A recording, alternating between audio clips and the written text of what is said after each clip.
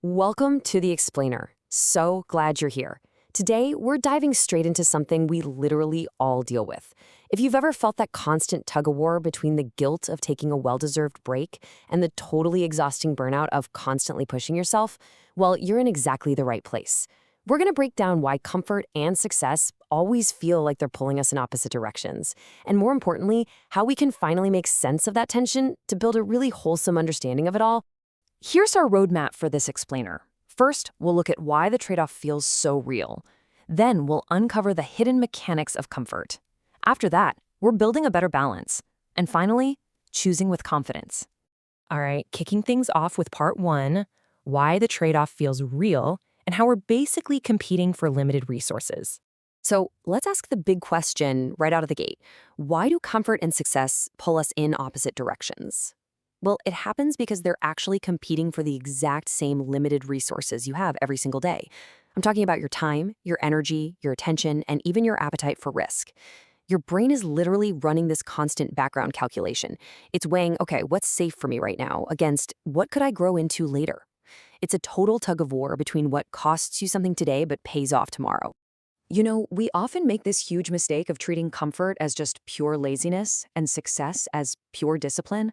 But that completely misses the deeper pattern here. Both of these forces are honestly just trying to protect something. Comfort is fiercely protecting your stability. It's asking, what keeps me steady right now?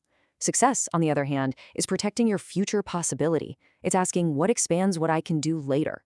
The clash really only happens when protecting today ends up weakening tomorrow, or when building tomorrow just totally wrecks your peace today. Think of it like a thermostat in your house. Comfort is the system working incredibly hard to keep things perfectly stable and familiar. But then success comes along and basically demands a change in temperature. It wants you to tolerate a little uncertainty, maybe some extra effort, or some short-term discomfort for a bigger payoff down the road. It's honestly like two roommates fighting over the AC. Seeing it this way is super empowering, right? Because it proves this isn't some moral failure on your part. It's not about lacking discipline. It's literally just a mechanical tension in your decision-making process. Moving on to part two, the hidden mechanics of comfort. Let's deconstruct this pull of the familiar. So it turns out comfort actually functions as a highly efficient control system. It reduces friction, protects predictability, creates a nice, narrow, safe zone, conserves your short-term resources, and normalizes repetition. Think of it exactly like putting your phone on low power mode. When your battery hits like 10%, your phone dims the brightness and kills background apps just to keep the thing alive. Comfort does the exact same thing for us. It's entirely designed to keep us functioning when our internal batteries feel completely depleted. But the absolutely crucial point here is understanding this idea of friction. Friction is basically anything that makes an action feel costly. Uncertainty, extra effort, maybe the risk of embarrassment, or even just having to wait. The more friction a path has, the more your mind simply stamps it as not worth it right now. And this is exactly why comfort is so ridiculously persuasive. It doesn't even bother arguing with you. It just makes the route with the least resistance feel so incredibly natural. It's why sitting on the couch is infinitely easier than lacing up your running shoes.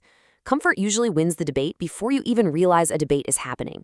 But here is where comfort gets a bit sneaky. It often disguises itself as reasonableness. It whispers things like, this just isn't the right time, or I actually work way better under pressure. Think of a heavy winter blanket. A blanket feels incredibly comforting on a freezing night, right? It's the totally appropriate response. But if you keep that blanket wrapped tightly around you after the room is warmed up, well, it stops being comfort and just becomes overheating. The sensation might still feel kind of pleasant for a second, but your system is no longer responding to reality. That right there is how comfort tricks us into avoiding things and getting stuck in stagnation. Which brings us to part three, building a better balance. We're shifting from just avoiding strain to actively managing our systems. Now, this part was a massive aha moment for me. There is a profound difference between useful comfort and costly comfort. Useful comfort restores your energy. It reduces fatigue, creates stability, and genuinely helps you recover. And let me be clear, that is absolutely necessary. Costly comfort, on the other hand, replaces your growth. It avoids challenges, creates stagnation, and literally keeps you from starting in the first place. The problem isn't comfort itself, not at all. The problem is when comfort stops being a helpful tool for recovery and just becomes this automatic default reflex that blocks you from taking any action.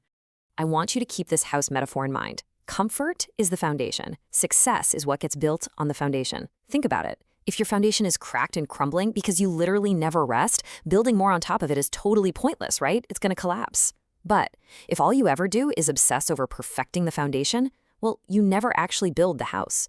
You don't need to eliminate comfort to grow. You just have to manage it so it can actually act as that stable fuel for your sustainable success. Ultimately, every single decision we make is a negotiation between two timelines. You've got the short timeline, which prioritizes less effort, less uncertainty, and less strain right now.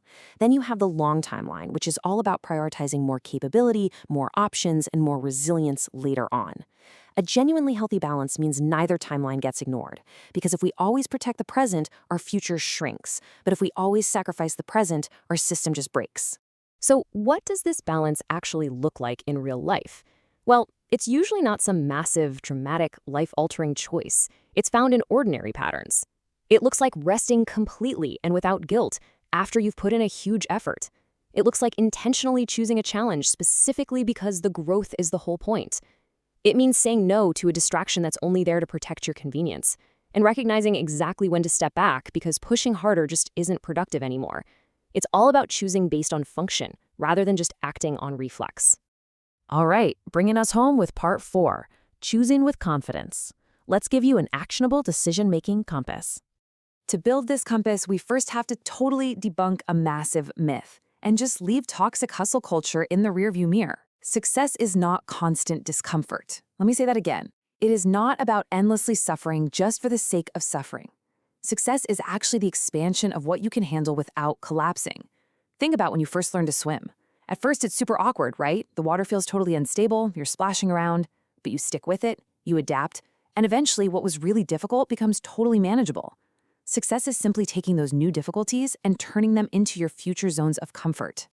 And that leaves us with one incredible, provocative question. Whenever you feel that tension bubbling up, ask yourself, what is this choice protecting? My present ease or my future capacity? Using this question is a real game changer. It basically replaces guilt with absolute clarity. It stops you from confusing fear with wisdom, and it leaves you perfectly equipped to calmly and intelligently navigate whatever decision is right in front of you. Thanks so much for joining me on this explainer. Keep that question in your back pocket today, and we'll see you next time.